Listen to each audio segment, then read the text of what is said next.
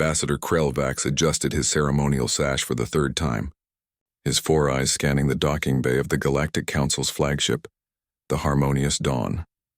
Around him, representatives from 24 species waited in their finest diplomatic attire. Today marked a momentous occasion, humanity's first formal introduction to the Council, a stepping stone toward provisional membership in the galaxy's premier governing body. The humans requested docking clearance for their diplomatic vessel, announced Councillor Thane, the Vorlothi dignitary who had championed humanity's candidacy.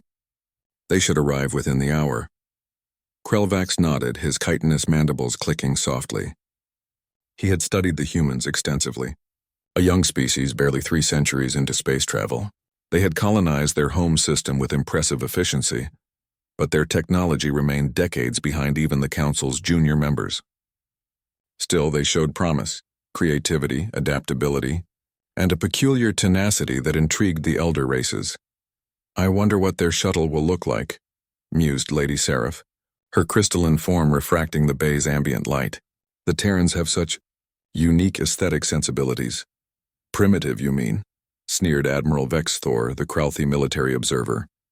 His scaled face twisted into what passed for a smile among his people. "I reviewed their specifications. Chemical propulsion, kinetic weapons. They still use physical projectiles for the ancients' sake." Krelvax shot him a warning glance. "We were all young once, Admiral. The humans have earned this opportunity." The docking master's voice crackled over the comm. "Attention, diplomatic assembly.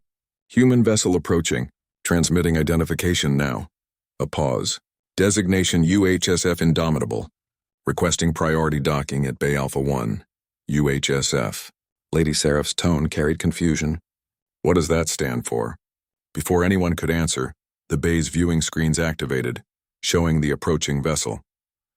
The assembled delegates fell silent. It was not a shuttle. The ship filled the entire viewport, a massive construct of angular gunmetal gray plating that seemed to devour the starlight around it. Where council vessels featured elegant curves and bioluminescent accents, the Indomitable was a fortress-given form, all sharp edges, brutal efficiency, and barely concealed weaponry. Railgun batteries lined its hull like the spines of some predatory beast. Missile pods clustered at strategic points, and at its bow a weapon system so massive it could only be some form of capital ship killer. "By the ancients," Krelvax breathed. "That's a dreadnought." "Impossible," Admiral Vexthor said, but his voice had lost its mockery. "Our intelligence indicated they possessed no military vessels above frigate class." The docking master's voice returned, noticeably strained. "Delegates, the human vessel is requesting... It's requesting we expand the docking bay. Their ship won't fit in the designated diplomatic berth." Councillor Thane's translator implant struggled to convey his distress. "There must be some mistake. We invited their diplomatic corps, not their military." The comm channel opened and a human voice filled the bay, calm, professional, and utterly unbothered. "This is Captain Elena Vasquez of the United Humanity Space Force vessel Indomitable. We're carrying Ambassador Chen and her delegation as requested. Sorry for the size, she's the smallest ship we had available on short notice." "Smallest?" Lady Seraph whispered. The Indomitable maneuvered with surprising grace for its size, magnetic clamps engaging as it settled into the hastily reconfigured docking umbilical. Through the viewport, Krelvax could see smaller vessels detaching from the dreadnought's hangar bays, actual shuttles. Presumably, but even these bristled with point defense systems and reinforced armor plating. The airlock cycled, and Ambassador Chen emerged.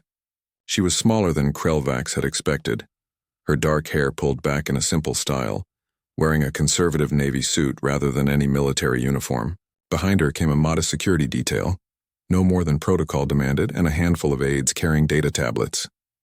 "Honored counselors," Ambassador Chen said, bowing respectfully. "Thank you for this warm welcome. I apologize if our arrival caused any confusion." Krelvax found his voice first.